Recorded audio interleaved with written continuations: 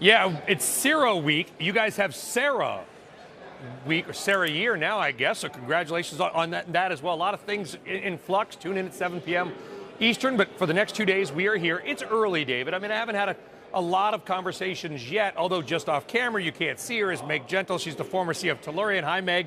And we were talking about natural gas. And you ask, why is natural gas low? Well, there's a long-term chart of natural gas. And I've asked a couple, Meg and Vicky Hollub and the CEO of SLB and some others on camera and off camera so far today, guys, what's going on with natural gas? Kind of expecting them to say, wow, it's been really weak.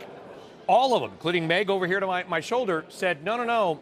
There's so much natural gas in America, it's almost more surprising that it's not lower in some cases. Vicky Hollub of Occidental, off camera, not in our interview, but I asked her about it, and she said, I don't know if natural gas will go back over $4 for a long time. There's a lot of nat gas bulls out there, guys, but here's the reality. I learned a little bit about geology from Meg over here just now, and the Permian is very gas-rich geology. So as we drill more wells, grow oil production, more gas is coming out. Insert sort of joke there.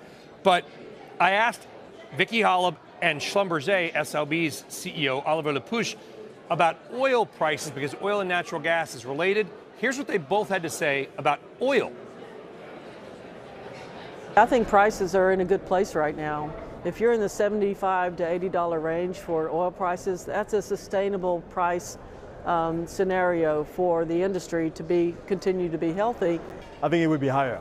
It would be higher, and I think based on the constraints of the industry is investing short and long worldwide. So this is pulling capacity and creating a shortfall.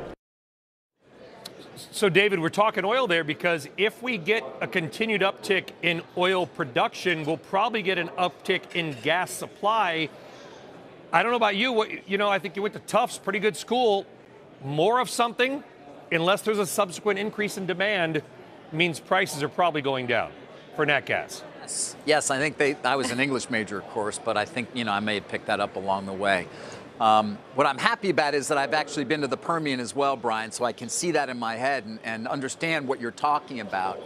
I'm curious to come back to natural gas, though, from the export perspective. We both know Michael Smith. I don't know if he's in attendance, but Freeport has been closed, essentially.